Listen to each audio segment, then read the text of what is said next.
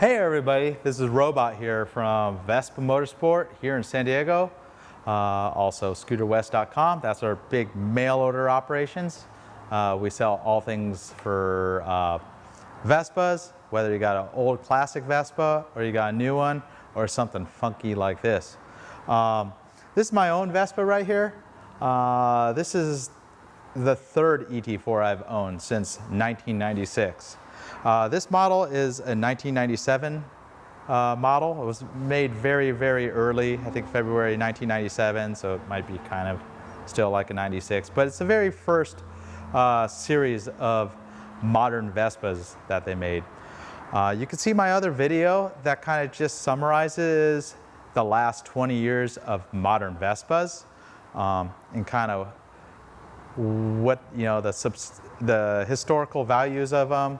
Although I don't know how you say there's much history to something 20 years old, but you know, pretty much this is the scooters responsible for why all the modern Vespas are what they are. I've always been into just Vespas in general. I mean, there's lots of other cool classic scooters, other cool new scooters. I just like Vespas. I like classic ones, I like new ones, I like oddball ones. I have some other European rare Vespas I've accumulated over the years.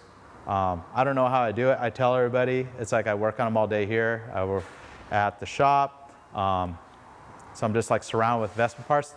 And then I go home, my whole entire garage is full of Vespas. It's kind of like I work in my own candy store is what it is. But back to my Vespa ET4. I found this not too long ago. In San Diego, there's about a dozen of these scooters that were brought like gray market imported, I'll just get to the point, into the United States in 2007, 2008. The one I had was this really cool blue color, like a pearlescent blue. I love that scooter. I like rode it everywhere. I had my old scooters, but I did some really long trips on that scooter back in the late 90s, all the way into the early 2000s, until I unfortunately crashed it. But you know, over the years, I've had two more of these, and this is the most recent acquisition that I have. Somebody had it, you know, they got it in that first batch. They used it very little. It only had around 2,200 kilometers on it. I don't know, I think they just used it on a ranch or something. It's a little different than the Vespa ET4s that they imported to the United States. As you can see, the speedometer's in kilometers. The clock doesn't work, I need to put a battery in it, but I'll get to that.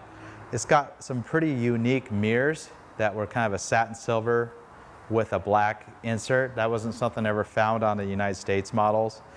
It's got the Piaggio badge that was used on the scooters all through the 70s, 80s, 90s, and that's it.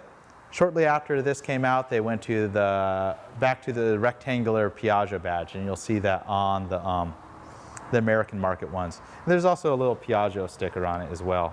No reflectors on that front fender. It's got the very unique tires that say Vespa on them. The mileage is so low. I don't want to ride on these tires. They put inner tubes in both tires. I have no idea why they would do that, because these are tubeless tires. So if I'm going to ride this thing, I'm going to want to put brand new tires with the tubeless stems on it, like it had originally. The unique thing about the original European Vespa ET4 in 1996, it had this twin halogen bulb. You can see some of the chrome plating is deteriorating a little bit, while the early American ones just had a single bulb style headlight. The same headlight actually found on the Vespa ET2. Another unique characteristic of these European scooters is the front brake caliper. It looks pretty custom. It says Piaggio on it. The later brake calipers were made by a company called Hingtong out of Taiwan. I think this caliper is made by Gramica in Italy. So they had a little bit more Italian content on these scooters early on. That's not necessarily bad, you know. All manufacturers of every vehicle nowadays is highly globalized. You know, parts come from all over the world, but just a small change. The biggest thing that's different is this has a completely different motor than the ET4s sold, pretty much around 1999 or 2000 and later. They call this the old motor or the pre-leader motor. The motor found on the ET4s and LXs, it has the nickname called the leader. And I forgot what the acronym means, whatever, doesn't really matter. But the motor, they simplified it quite a bit on the later motors, a lot less parts. This motor is very unique. It's got everything rides on ball bearings and roller bearings inside the motor, so it's a more costly motor for Piaggio, the manufacturer. It's got a lot of other small differences. It's got a cast iron cylinder, which is kind of odd. It's got an aluminum oil cooler built in. This is the first Vespa that I ever saw with a carburetor not made by the Italian manufacturer Dell'Orto. It's got a Mikuni carburetor. So the seat opens just like any of the LXs and ET4s. This was pretty revolutionary when this scooter came out to have under-seat storage of this size. And underneath here, there's the Mikuni carburetor. It's a little finicky is what I found, even when these were brand new. A little cold-blooded to start. But I went through the carburetor because this scooter's been sitting for about 8 years. I rebuilt the fuel tap and replaced the fuel line on it. You could see that it's got Magnini Marelli electronics in it. And this is Piaggio and Vespa's first product to have an electronic immobilizer. And pretty much now it's pretty standard across nearly every car in many, many motorcycles and almost all Vespas. Because what it is, there's an electronic chip inside the keys. And it prevents theft. You can break the lock, you can drill it out. You'll never be able to start the scooter unless you have the key with the correct electronic code. I have a couple other videos talking about how that works, but this is the first Vespa with that system. And it's got an electronic box up front that also goes along with this ignition box in the rear. So with the immobilizer system, they also include this master key. This is still the exact same key that's found on the Vespas today. So 20 years they've been using this key, over 20 years now. And underneath this little tab is an electronic chip that works like any other wireless RFID product. And you can flip that chip out and the scooter will not start, but when you have it in, it will detect the chip and enable starting. This brownish, reddish kind of master key, as they call it, is what's used to initiate the programming sequence to add additional keys to the scooter. But I'm not going to go into that because it's pretty much the same as today for the programming, and I have a separate key video. This little guy is the battery tray. This scooter originally came with a non-sealed conventional battery. The tray can accommodate a 12 amp sealed battery, and I've replaced the tray with the shallow tray that takes the larger battery that's sealed. The problem with these early bikes is they would drip the acid onto the belt cover and the frame, so it has a little bit of corrosion from the acid leakage from that original style battery. I went ahead and chucked that just because I prefer not to damage the scooter any further. It's in pretty nice shape considering it's 20 years old right now. Couple other major differences is the transmissions, a lot smaller than the later transmissions. Just means they need to have the belt service more frequently. And this is the oil filter that's found on this scooter. It's a very difficult to change oil filter because every time you pull the cover off, it makes a big oil mess. And the early ones had an O-ring that was susceptible to leakage. The later ones have more of a conventional spin-on filter. Nice thing about this is less that you throw away when it comes to doing an oil change, but it's definitely a messier job to change, and there's been problems with that oil filter cover on the early ones. A very neat feature on these scooters is they have an oil sight glass, and you can kind of see that the level is right at the high. Very easy to visualize how much oil you have in your sump with that glass, the sight glass right there, versus later they just went to a more conventional dipstick arrangement. Some of the other accessories this scooter has on it, it has the accessory side stand. And a lot of times Ducati people call this a suicide stand because it snaps right back up. That's a safety feature, but technically you'd hold the stand down before you set it down on the stand, and it will lock in place. But the reason they do that is so you don't ride away with the stand closed.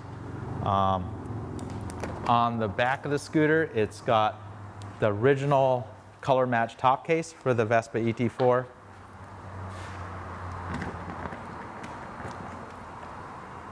There's a visor to the original Vespa ET4 helmet. Nice and clean, nothing's been in there. And in addition to the underseat storage and top case, it's amazing how much storage these scooters have. There's a little tool kit right there. They have a little hook to hook your grocery bags, which I did use this morning. And in the glove box, much like most all other modern Vespas, you push it in and it opens the glove box. Pretty neat. You know, there's a place where you can put your phone or your gloves, whatever. You also have access to the turn signals. And underneath this cover, my original ET4, I drilled both these covers out and put speaker cloth over them. Kind of changing the subject, but I put speakers in there and there's an amplifier all in here with a tuner. Pretty cool, and it worked pretty good. I had pretty much I had a nice stereo on my ET4 back in the day. And there's the little spot that holds the Fix-A-Flat container. That was discontinued by the time I think they were imported to the United States. But the early ones had a little spot for a Fix-A-Flat, which was pretty neat, nifty feature. I don't really recommend using that product, but hey, if you got a flat and you're in the middle of nowhere, what are you gonna do? You're gonna push the scooter with a flat tire, or try to attempt to repair it, give it a shot. So, but that pretty much summarizes all the subtle differences between this scooter and the US market scooters as we have over here. Another thing, they don't have a kill switch that turned the ignition off, which is not important to me. If the scooter falls over, they generally stall out because the carburetor no longer supplies fuel to the engine. For the United States, they do put a red kill switch. This scooter has a headlight on and off switch. You can turn the headlight off and ride around either with the parking light or no headlight at all. Kind of something unique to very early European modern Vespas. Later, they're all pretty much set up like the American market ones. Headlight comes on when you start them, but headlight and tail light, that is. This one allows you to turn the lights off. I'll start it up. The motor, to me, it's a little smoother and quieter than the liter motor, but at higher speeds, it doesn't quite have the oomph of the larger motors. And it's a little cold-blooded to start is what I found too.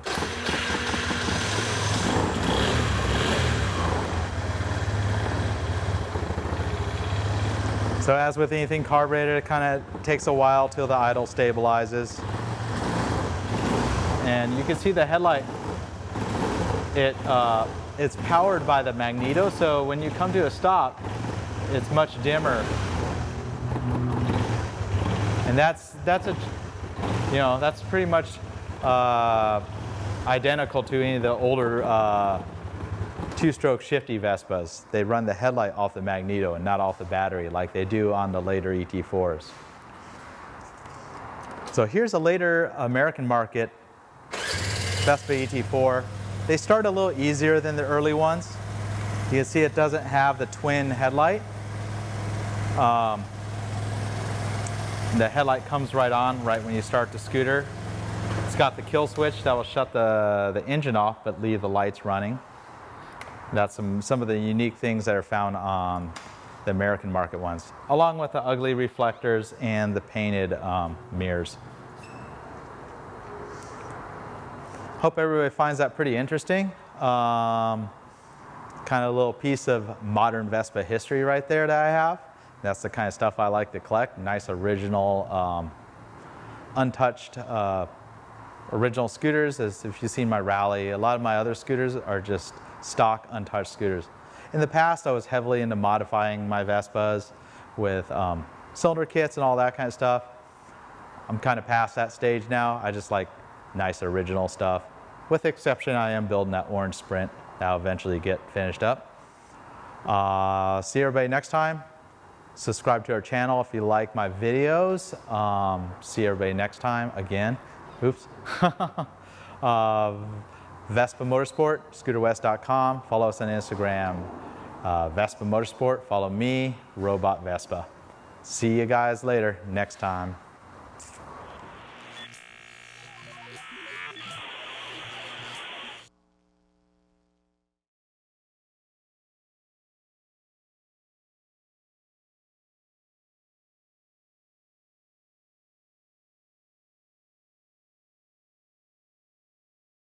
Vespa Motorsport, scooterwest.com. Follow us on Instagram. Vespa Motorsport, follow me, Robot Vespa. See you guys later next time. Kind of repeated myself, but whatever. Cool, a little extra